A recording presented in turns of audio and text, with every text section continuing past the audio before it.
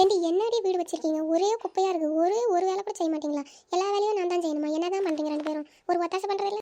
அம்மா, இந்த அக்கால பாருமா, எப்ப பாரு ஃபோனே நோண்டிக்கிறா, எப்ப பாரு இன்ஸ்டாகிராமே பார்த்து நிற்கிறா, ஒரு வேலையும் செய்ய மாட்டேங்கிறா.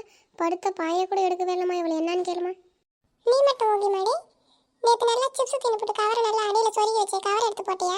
வந்துட்டா இவன் என்ன சொல்றதுக்கு. நிறுத்துங்கடி. உன்னைய சொன்னா அவளை சொல்லுவேன், அவளை சொன்னா என்ன சொல்லுவேன். ஒரு வேலையும் செய்யாதுங்கடி. இப்போ கூட ஃபோனை நோண்டி நிற்கிறேன். ஃபோனில் அது என்னடா நீ வருது? ஃபோனை கொடுறி. அம்மா, இன்ஸ்டாகிராமில் ரீல் பார்த்து நிற்கிறேன், இருமா கொஞ்ச நேரம் கொடுக்குறேன்.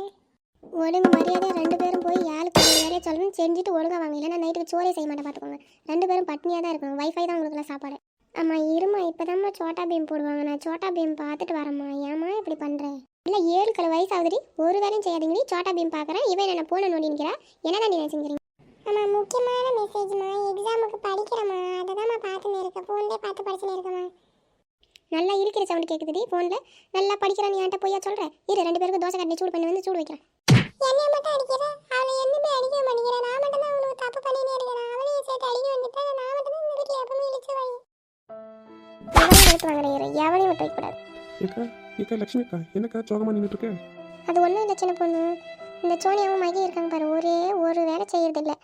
வீட்டில் ஃபோனை பார்க்குறா ஒருத்தி, இன்னொருத்தி என்னென்ன சோட்டா பீம் பார்க்குறா. அதுதான் ரெண்டு பேரும் சேர்த்து அடி வெளுத்து வாங்கிட்டேன். அடித்ததும் மனசும் கஷ்டமாக இருக்குது, பிள்ளைகளை அடித்ததும். அதான் சோகமாக நின்றுட்டுருக்கேன். சரி விடுங்கக்கா, நம்ம பண்ணாதான். நம்மளும் சின்ன வயசில் அப்படி தானக்கா பண்ணோம். சின்ன பிள்ளைல அப்படி தான் இருப்பாங்க. பெரிய பிள்ளைன்னா அதெல்லாம் மாறிடும். விடுங்க, கவலைப்படாதீங்க. நல்லதுக்கு தான் நினச்சிங்க. என்ன விஷயமா வந்திருக்கு சின்ன பொண்ணு? அது ஒன்றும் இல்லைக்கா, அந்த நாள் முடி இருக்கால, அவள் கீழே வந்து அடிப்பட்டு ஹாஸ்பிட்டலில் இருக்கான். அதான் சொல்லிட்டு போகலான்னு வந்தேன். ஐயோ, 4 மணிக்கே வந்துட்டாளா? என்னாச்சுன்னு தெரியல. சரி, ஹாஸ்பிட்டலில் போய் பார்க்கலாம் நாளைக்கா.